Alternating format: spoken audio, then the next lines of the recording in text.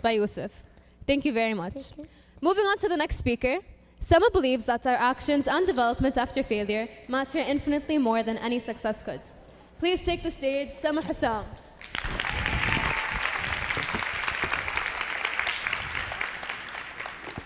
Did you know that students spend nearly a third of their day in classrooms?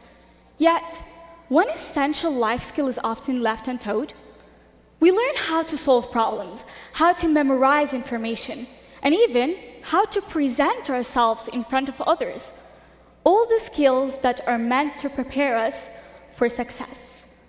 But even with all of this, there is something missing. We're taught how to succeed, but not how to respond when success doesn't come. What happens when success isn't the outcome? What about the moment you realize that all the effort you've invested for months simply didn't pay off? It's in those moments that we encounter something we are rarely prepared for: real failure. The kind of failure that keeps you up at night, replaying a single moment in your head, wondering what you could have done differently. The failure that makes you question, was it really worth trying? This reflective yet unsettling question is where my talk begins today. Good evening, ladies and gentlemen. My name is Sama Hossam.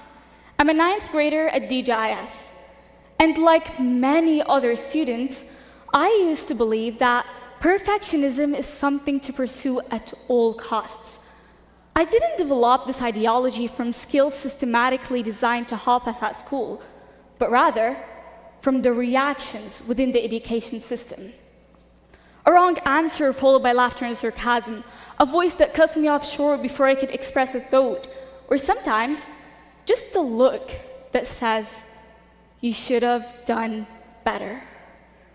Reactions like these sent a clear message. Mistakes are unacceptable. So I, like many others, began to act accordingly. That's because from the moment we step into the education system, we're taught how to perceive success. It looks like high grades, it sounds like applause, it feels like praise. And without anyone addressing it directly, we absorb another lesson. We learn to raise our hands only when we're sure, to double check before answering, to stop predicting and start calculating. They say it's being accurate, being precise, when in reality, it's playing it safe. Yet, the education system doesn't prepare us for resilience. The education system prepares us for success. This reality became personally clear to me last year. I logged into an international Mathematics Olympiad after a month of preparation. I still remember looking at the screen, watching the timer count down in the corner. Every second truly felt like a heartbeat to me at the time. I searched my memory for formulas. I scoured for strategies. I looked for anything and everything that could help me solve the problems in front of me. I was quietly hoping, actually praying, that I had what it takes to win. Yet, despite every ounce of effort I poured in, the outcome I envisioned never materialized. I failed. And for a moment, all I could think about was the month of preparation that suddenly felt so meaningless. I needed to breathe. I needed the space to ask. That didn't work. Now what? But the education system doesn't give you that space. Before I could even process what happened, the system shifted its focus immediately to the outcome. It didn't care about the how or why.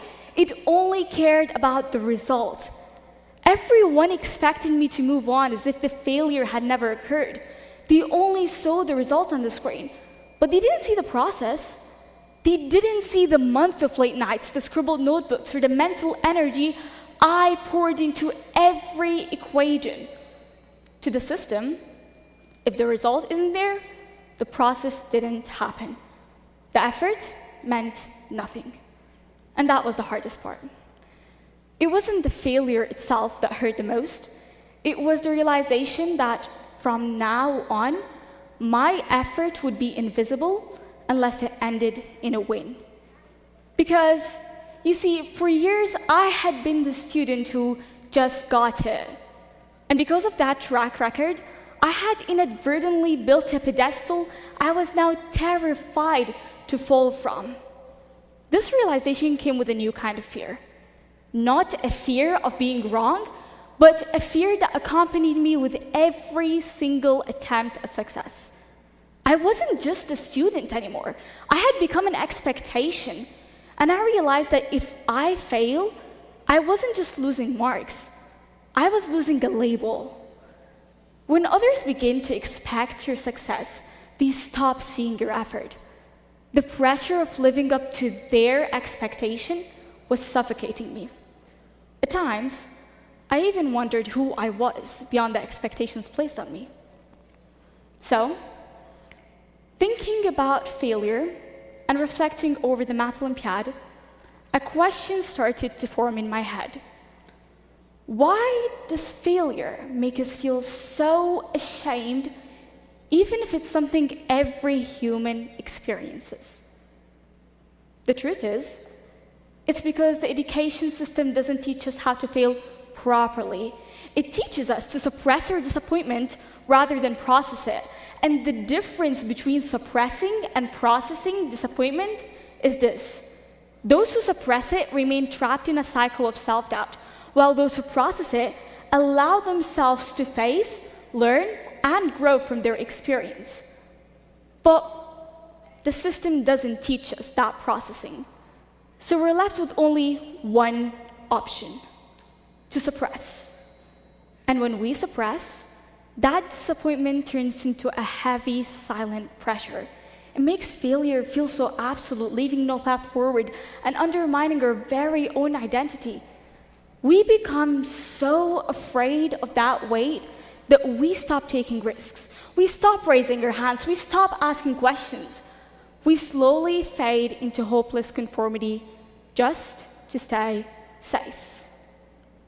When I gained understanding of this concept, I began to rethink the way I viewed failure.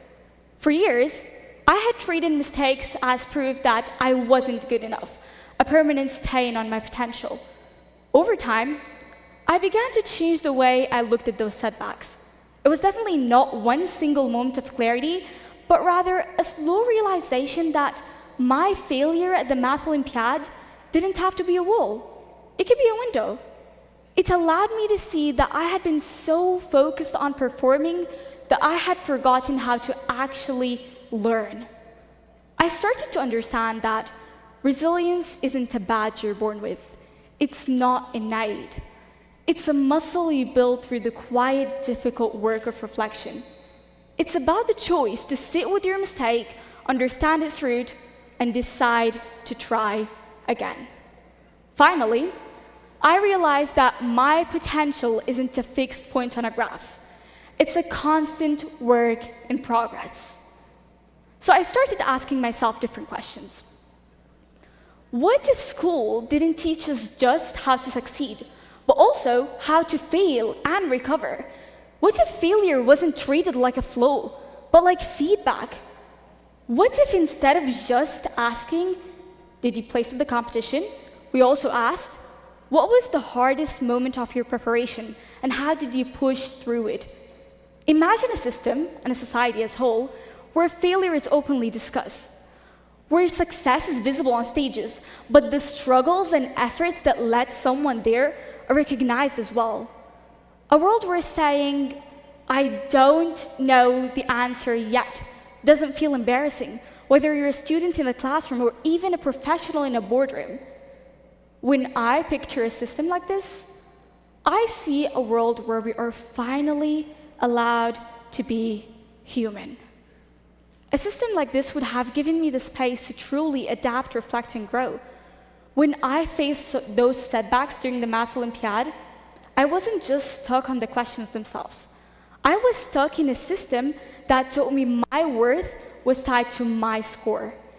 If I had been told to pause and process each failure as a step, I could have carried that confidence with me. not just in the competition, but in every challenge that followed. Because failure should not indicate the limit of one's intellect. It's the natural byproduct of reaching for something difficult. The essential obstacle isn't the lack of achievements or wins. It's a system that fails to provide us with tools to navigate uncertainty with confidence. So, ladies and gentlemen, tonight, I will leave you with this question. What if we stopped measuring success by how perfectly we stand up and started measuring it by how thoughtfully we stand back up? Imagine the generation we could build if we redefine those expectations. A generation full of people brave enough to take risks, reflective enough to learn from their mistakes, and strong enough to keep moving forward. This shift in the system begins with how we treat the moments right after a setback. It begins when you choose to pause, ask yourself what the failure is trying to teach you, and decide to try again. We must decide to celebrate the grit of the process as much as the glory of its achievement. Because if I had been taught to view my journey that way, the Math Olympiad would not have felt like the end of my story. It would have felt like the beginning of my growth. Thank you.